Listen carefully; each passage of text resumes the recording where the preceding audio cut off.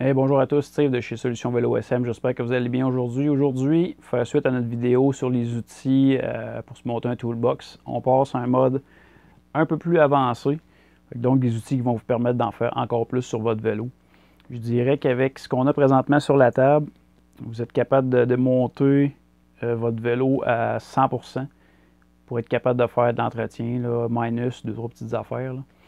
On parle dans le fond, on va parler de cassettes, de chaînes, de jeux de pédalier. On va parler de rayons, on va parler de pédales et des petits outils, dans le fond, qui peuvent vous aider à faire plusieurs choses sur votre vélo, qui vont justement vous aider à faire vos entretiens vous-même à la maison si vous désirez le faire.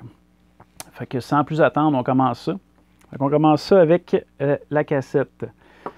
Ce qui est à comprendre avec une cassette, si vous voulez l'enlever, c'est que d'un, oui, ça tourne librement. Vous avez des roues libres en tant que telles, vous avez des cassettes. La grosse différence entre les roues libres et les cassettes, roue libre est fixée directement sur, dans le fond, l'essieu de la roue arrière. Cassette est fixée sur un corps de cassette qui, lui, est fixé sur l'essieu arrière. D'où les deux modèles d'outils différents. Ils n'ont pas la même utilité, évidemment, parce que ce n'est pas les mêmes dents, ces affaires-là. On va commencer avec un outil de cassette. Outil de cassette ici, dans le fond, petite dent très mince, fait pour pratiquement toutes les cassettes. Cassette, on parle de 8 vitesses et plus en général. Que ce soit SRAM, Shimano ou autre marque, ils vont faire pour beaucoup. Une chose à considérer, par exemple, avant d'acheter, c'est de vérifier ce que vous avez de besoin. Mais généralement, là, on s'en tire quand même assez bien et c'est quand même assez versatile, dans le fond, pour faire toutes les cassettes. Outils de roue libre, on parle de 7 vitesses et moins. Comme vous pouvez voir, les dents ne sont pas pareilles, la profondeur n'est pas pareille. 7 vitesses et moins, c'est des vélos plus âgés ou des vélos pour enfants. Fait que si jamais vous avez un vélo que vous voulez garder pour plusieurs enfants, que vous faites déjà l'entretien pour vous-même et vous voulez procéder à l'entretien pour les vélos pour enfants aussi, ça peut être considéré. Les roues libres, malheureusement, ce c'est pas nécessairement les dents. Ça va être le mécanisme de ratchet à l'intérieur. La plupart sont pas vraiment étanches à l'eau, à la boîte, ces affaires-là, aux éléments finalement. Fait que vous pouvez avoir à les changer quand même, pas régulièrement, mais ça vaut la peine une fois de temps en temps de les enlever, de réinsérer de l'huile à l'intérieur, justement en les mettant un peu plus à plat pour aider à nettoyer puis flusher. Mais c'est pas le genre de choses qu'on démonte. Ça coûte moins cher la changer que de la démonter puis commencer à faire un service dessus. Là. Autre chose qui va vous servir avec vos cassettes, dans le fond, un chain whip.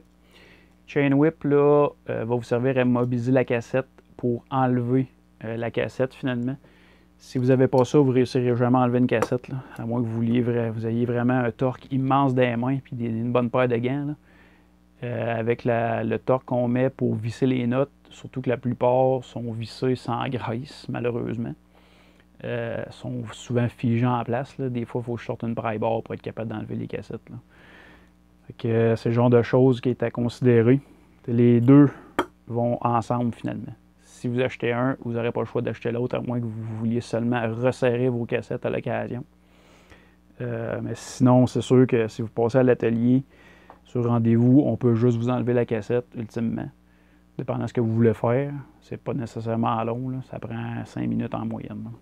Tout dépendant à quel point est jammé. Donc, on poursuit ça. Fait qu'on va parler d'outils de chaîne. Outils de chaîne, ici j'en ai deux. J'ai évidemment celui de l'atelier et celui que j'ai finalement pour, dans le fond, mon kit d'outils de camping. La grosse différence entre les deux, c'est qu'il y en a un qui est que, pas le guide chaîne, mais dans le fond, les butoirs sont quand même fixes. Par contre, j'ai ici l'outil pour tenir la chaîne en place, la pièce pour tenir la chaîne en place, pardon, qui est mobile. Pourquoi mobile? Parce que les chaînes n'ont pas tous la même largeur. Donc, c'est à considérer quand vous allez acheter, dans le fond, votre outil, d'avoir l'outil de chaîne en fonction du nombre de vitesses que vous avez. Parce que plus on monte en vitesse, plus la chaîne va être étroite Pas nécessairement à l'intérieur, mais les plates extérieures et intérieures vont être plus étroites justement. Parce qu'ils n'ont pas le choix à cause des nouvelles cassettes. Fait que 12 vitesses, c'est les plus étroites sur le marché évidemment. Fait que quand si vous achetez un outil pour, dans le fond, saisir vos chaînes, un dérive chaîne en français. Si vous achetez un outil pour, dans le fond, un chain tool, c'est vraiment de vérifier qu'il fait pour 12 vitesses si vous avez un 12 vitesses, ou sinon, on vous recommande quand même d'avoir l'outil pour un 12 vitesses parce que dans le futur, pas que vous ayez acheté d'autres outils pour rien. C'est à considérer. Comme celui-là, il fait jusqu'à 11 vitesses. C'est celui que j'ai dans mon kit d'outils de camping. Là. On s'entend, je roule avec un 11 vitesses. Je ne roule pas avec un 12 vitesses. Ça fait plusieurs années que je l'ai, celui-là. Il fait très bien la job. Là. Quand j'ai commencé à faire mes entretiens moi-même, c'était ce que je prenais. Puis c'est déjà beaucoup plus efficace ça que de se servir d'un outil du dérive chaîne dans le fond sur un multitool. L'autre chose à considérer, si jamais vous voulez changer vos chaînes vous-même, certaines chaînes, c'est une pin qu'il faut rentrer, qui est recommandée, comme les chaînes Shimano. C'est recommandé de mettre une pin pour la plupart. Fait que ça vous prend un dérive chaîne pour insérer vos pins dans la chaîne finalement. Sinon, on en a déjà parlé, dans le fond, une pince pour moyon de réparation ou moyen patente. Évidemment qu'il y a plusieurs modèles, là, dont celui qu'on vous avait parlé qui vient avec les leviers de pneus que vous pouvez traîner d'un sentier avec vous. Fait que c'est à considérer si vous voulez faire de l'entretien vous-même ou des fois juste vous aider à installer une chaîne. Il y a plusieurs manières d'installer une chaîne avec un moyen de réparation. Vous n'avez pas nécessairement besoin de pinces. Mais si vous voulez ouvrir un moyen de réparation, vous n'avez pas le choix d'avoir une paire de pinces. Sinon, il y a une couple de hacks qui peuvent se faire. J'ai vu des gens être capables d'ouvrir ça avec des lacets. Honnêtement, un SRAM Power Lock, ouvrir ça avec un lacet, bonne chance. Là. Je pense pas que vous allez être capable. Si jamais quelqu'un le fait, ben envoyez-nous une vidéo, on veut voir ça. J'ai vu ça pour des 10 vitesses avec des moyons KMC. Mais pour des SRAM Power Lock, là, que même avec une paire de pinces, on a de la misère à ouvrir. Là, on va vous souhaiter bonne chance et un bon succès. Mais si vous êtes capable, vous êtes capable. Autre chose à considérer, dans le fond, jeu de pédalier. Jeu de pédalier, pourquoi des outils de jeu de pédalier? C'est pas nécessairement pour changer le jeu de pédalier, mais des fois c'est pour le sortir, pour être capable de le nettoyer. Pourquoi le nettoyer? Ben là, il y a beaucoup de clients qui arrivent à l'atelier et mon jeu de pédalier / bottom bracket, il craque. Oui, ça arrive que c'est ça. C'est pas nécessairement ça qui craque, mais une chose à faire, dans le fond, une fois par année, ça vaut la peine de le sortir, faire un nettoyage du frame et du jeu de pédalier, un nouveau graissage pour éviter justement que le sable ou quoi que ce soit commence à faire craquer. Puis en même temps, si la graisse s'en va, que le jeu de pédalier craque, ben, ça peut faire travailler vos bearings un peu croche. Si vos bearings travaillent croche un peu, ben, ça peut les user prématurément. Fait que si on a un outil dans le fond pour un Shimano et des Raceface et plusieurs autres modèles sur le marché maintenant, si on a un SRAM Dub, et ici, on a un outil pour un jeu de pédalier carré. Le jeu de pédalier carré, c'est surtout sur les vélos plus bas de gamme ou pour enfants. La chose à retenir, c'est vraiment qu'il faut vous acheter l'outil adapté à votre jeu de pédalier. Parce que oui, ici, j'ai des outils pour dévisser le jeu de pédalier, mais il y a beaucoup de press-fit rentrés dans le fond en serre avec des outils. Pour sortir un press-fit sans le briser, ça prend des outils spécialisés. Quand même assez dispendieux en général. Oui, j'ai déjà vu des gens faire des outils de jeu de pédalier pour extraire un jeu de pédalier avec des tiges de sel. C'est quelque chose qui peut être fait. Faites juste très attention parce que vous pouvez briser votre frame et votre jeu de pédalier. C'est sûr que si le but ultime c'est de le changer, le briser, c'est tel que tel. Mais si votre but c'était juste de le sortir pour remettre de la graisse ou remettre du compound pour qu'il soit collé en place, le briser, c'est pas l'idéal.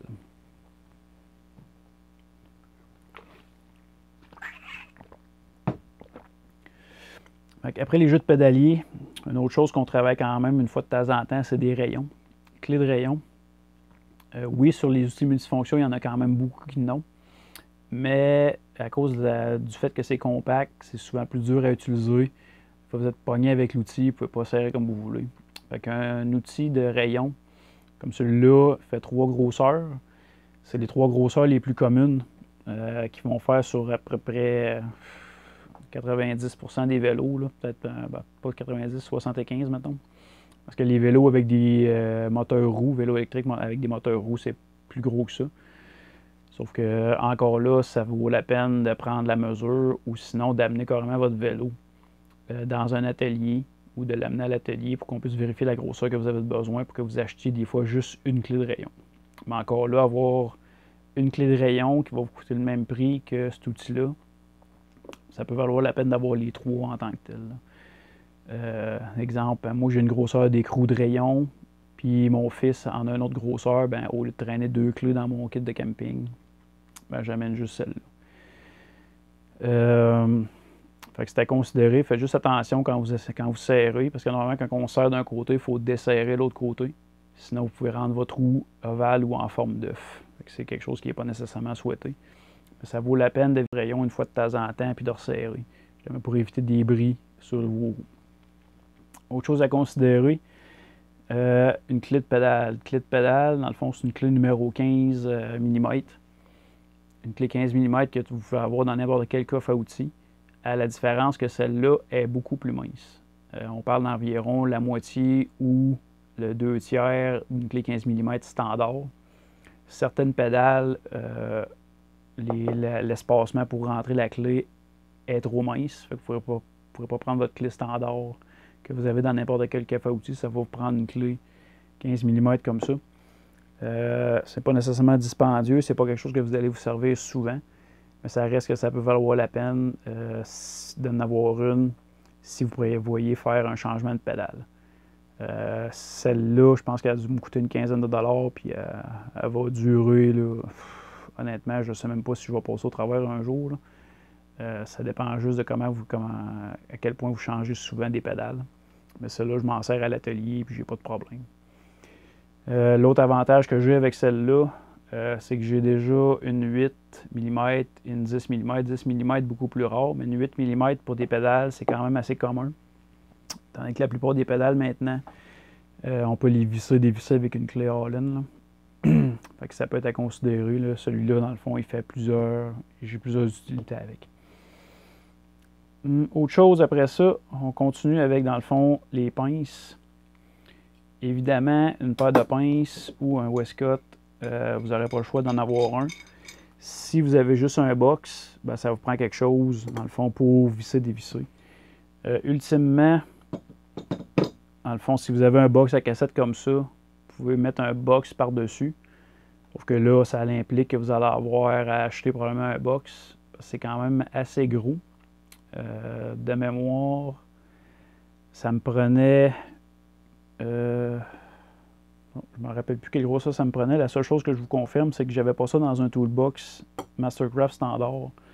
J'avais ça dans mon coffre à outils de camping pour mon hitch de roulotte. Fait que bref, ça peut être un Westcott va vous coûter probablement beaucoup moins cher que d'avoir justement à acheter un box spécifique juste pour ça. Puis votre Westcott ou vos pinces, dans le fond, vont être beaucoup plus polyvalentes. Qu'est-ce que je fais avec des pinces ou un Westcott sur un vélo?